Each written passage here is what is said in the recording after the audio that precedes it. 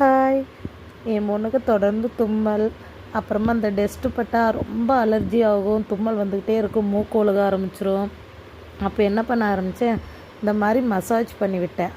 அப்போ வந்து அந்த மசாஜ் பண்ணோன்னே அந்த தும்மலும் மூக்கு ஒழுகுறதும் என் பொண்ணுக்கு நின்றுச்சு. இது வந்து ஜஸ்ட் என்னோடய டிப்ஸ்.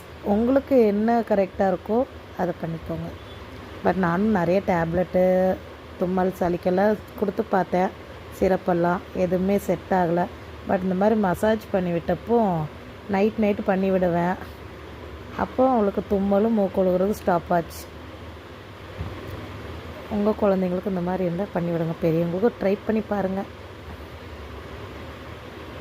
பாய் சொல்கிறாம்மா. பாய். இன்றைக்கி அவங்க ரொம்ப டஸ்ட் பட்டுருச்சு, அதனால் இன்றைக்கி தும்மல் வந்து இன்றைக்கி கஷ்டப்பட்டாங்க. அதனால் இன்றைக்கி மசாஜ் பண்ணால் நாளைக்கு க்யூர் ஆயிடுவாங்க. அதுக்கு வந்து நீங்கள் என்ன பண்ணுங்கள், அது கூட வந்து விக்ஸு, பேபி விக்ஸு இல்லைன்னா ஆயில் எடுத்துக்கோங்க. நாங்கள் வந்து பாதாம் ஆயில் யூஸ் பண்ணிக்கிட்டு, முதல்ல வந்து பேபி விக்ஸ் யூஸ் பண்ணிகிட்டு இருந்தேன். அதுக்கப்புறம் அது வேண்டான்னு சொல்லிவிட்டு இப்போ வந்து பாதாம் ஆயில் யூஸ் பண்ணுறேன்.